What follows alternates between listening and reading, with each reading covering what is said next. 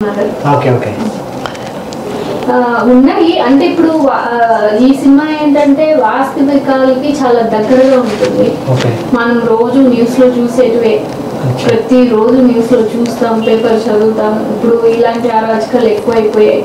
ఈ మీడియా వచ్చిన తర్వాత జనాలు కూడా తెలుస్తుంది కదా, ప్రతి విషయం జనాల దాకా వస్తుంది. సో నిజ జీవితంలో చాలా ఇప్పుడు జరుగుతున్నాయి అంటే ప్రెసెంట్ వాటికి దగ్గర ఉన్న సీన్స్ ఏమైనా ఉన్నాయి? 100% ఉన్నాయి. 100% అందులో మిమ్మల్ని బాగా స్ట్రగుల్ అయ్యేవి అన్నీ ఉన్నాయి. ఇందులో మిమ్మల్ని బాగా కదిలించిన సీన్స్ ఉన్నాయి? నన్ను అంటే ఉమెన్ మీద జరిగే హరాస్మెంట్ అయితే ఏది ఉంటారు, అటు తిరిగి ఇటు తిరిగి ఆడవాళ్ళే నష్టపోతారు. సో ఇప్పుడు అప్పుడు రావణ రాజ్యంలో నుండి ఇప్పుడు రాజ్యంలో వరకు అందరు ఏ ఉమెన్నే కదా ఏ ప్రాబ్లం అన్నా ఫేస్ చేస్తుంది. సో దీని మీద నేనే అనుకున్న ఒక మంచి సాంగ్ నేను రాశాను యాక్చువల్గా నా పర్సనలీ. అలా నా మనసులోని ఏ సంఘర్షణ అయితే ఉందో అది వీళ్ళు ఈ సినిమాలో కూడా చూపెట్టారు. సో నేను కనెక్ట్ అయ్యాను అక్కడ. ఇలాంటి మెసేజ్ జనాలకి రావడం కూడా అవసరం. బట్ సినిమా ప్రభావితం వల్ల ఎంతమంది చేంజ్ అవుతారో అవరా అనేది మనం చెప్పలేదు. బట్ అయితే కొంతమంది చేంజ్ అయినా మనం హ్యాపీగా ఫీల్ అవ్వచ్చు. మనం కష్టపడి దానికి సినిమాతో ఒక ప్రయత్నం చేశారు. అవును, 100%. అవును, ఏ సినిమా చేసినా ఏదో ఒక మెసేజ్ చేస్తూనే ఉంటారు. దీన్ని మనం చాలా మంది ఫ్యాషన్ గాను సినిమాలో వాళ్ళని ఇన్స్పైర్ గా తీసుకుని చేంజ్ అయ్యే వాళ్ళు కూడా ఉన్నారు. సో మా మూవీ ద్వారా కూడా కొంతమంది మారుతారని నమ్మకం.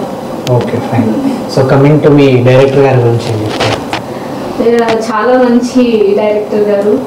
నేను ఆల్రెడీ ప్రవీణ్ IPS చేస్తున్నాను కదా, అలా నా ప్రొఫైల్ సార్ వాళ్ళ దగ్గరికి వెళ్ళిన తర్వాత ఈ మేడం అయితే ఈ క్యారెక్టర్కి బాగా సెట్ అవుతారని చెప్పి మంచి కీ రోల్ చేశాను. నేను నాకు ఆపర్చునిటీ ఇచ్చారు అండ్ మంచి మనసు, హీరో గారికి మంచిగా సపోర్ట్ చేశారు.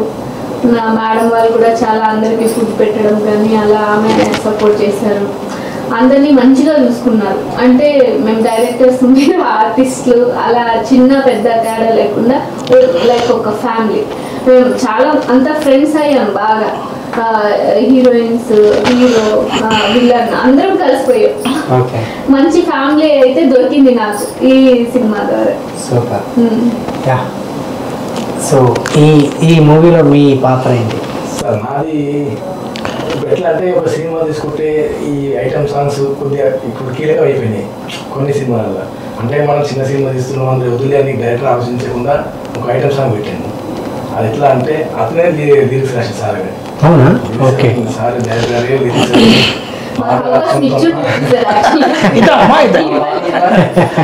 ఆ పాట కూడా ఆ విధంగా రాశాడు. అందులో ఒక దావా సన్నివేశం ఉంటుంది. నాకు మంచి రోల్ అది. అంటే నాకు పెద్దగా ఈ స్క్రీన్తోనే ఎక్కువ టచింగ్ లేదు, అయినప్పటికీ నాకు కొద్దిగా ఉండాలి ఈ డ్రామా అనే ఉద్దేశంతో ఆ సీన్లో తీసుకోవడం జరిగింది. మంచిగా అనిపించింది.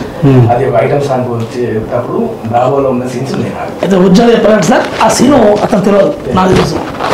ఒరిజినల్ పోలీస్ ఆఫీసర్ మఫ్టీలో రావాలి అక్కడికి. మఫ్టీలో వచ్చి మఫ్టీలో వస్తారండి. ఐటమ్ సాంగ్ స్థాయిలో చూపెడదామని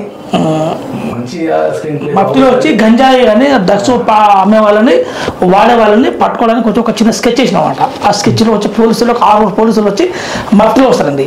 ఒకళ్ళు ఆడ విషయంలో, ఒకళ్ళు మామూలుగా ఉంటారు, డిఫరెంట్ వచ్చి సెర్చింగ్ అంటే రకరకాలుగా ఉంటుంది కదా. అట్లా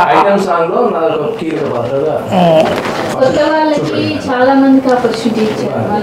100 మందికి ఇచ్చారు. 100 మంది అనిపిస్తుంది కదా స్క్రీన్ తో మాకు ఎక్కువ టచింగ్ లేకున్నప్పుడు కూడా మీరు దీన్ని తెచ్చేస్తారు. ఊళ్ళలో కూడా చాలా మంది ఉన్నారు. ఈ సార్లు పండించారు డైరెక్టర్ కింద ఏ ప్రాబ్లం కాబట్టి ఊళ్ళో అందరితో బాగా సంబంధాలు ఉంటాయి.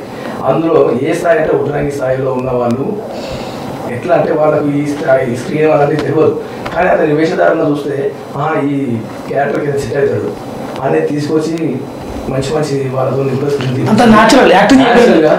బాగుంటుంది. అందులో మెయిన్ మాకైతే సాటిస్ఫైడ్ సార్. అట్లాంటి సినిమా మంచి సినిమాలో మేము ఉన్నామని చెప్పేసి. ఓకే.